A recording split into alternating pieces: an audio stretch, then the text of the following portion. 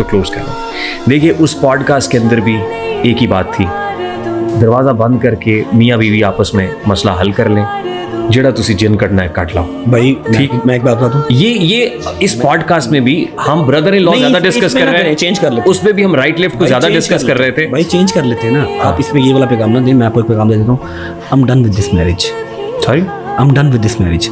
ठीक है, इतना काफी है। आपको क्या लग रहा है? मुझे ये सुन के खुशी हो रही है। नहीं, आपको खुशी नहीं होगी, लेकिन मेरे अंदर जो सारा कुछ है, मैं मुनाफकत की यारी दोस्ती नहीं चला सकता। मैं मुनाफकत का रिश्ता क्या ही चलाऊंगा भाई। ना उसी को मजबूरी है, ना मेरी को मजबूरी है।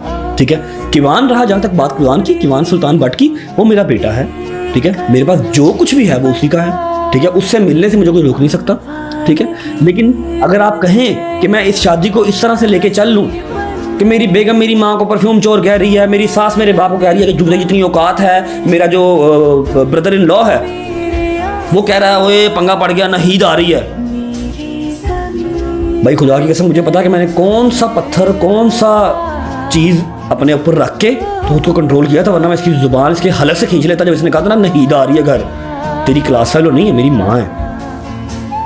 ठीक है, मैं ये सारी चीज़ें रख के अपने दिल के अंदर, और 25 मैसेज वो जो मैं यहाँ पर निकाल नहीं सकता, जब मैंने कभी ना पहले निकाले हैं ना अब निकाले हैं। जिन्होंने आपको स्टफ भेजा, जिन्होंने मुझे स्टफ भेजा, उन्होंने ही उस्मान ज़ेब को भेजा, और 4 पॉडकास्ट वालों को और भेजा। शायद उन्होंने देखा या नहीं देखा मुझे नहीं पता। ठीक है, जहाँ वो जब चाहेंगे वो 1 मिनट से पहले क्लियर कर देंगे कि ये कुछ AI, ये कुछ टेम्पर्ड नहीं है, पूरा ग्रुप चल रहा है। अल्लाह ताला ने आपको बड़ी इज्जत दी है, अल्लाह ताला ने मुझे इज्जत दी बहुत है, शोहरत मुझे दी बहुत है, हौसला दिया है, उसी बहुत हौसले पैसे दिए सुन लेना और भाई। एक प्यारा सा बेटा दिया है। भाई वो मेरी जिंद जान है, मेरा हर चीज़ पे कुर्बान है।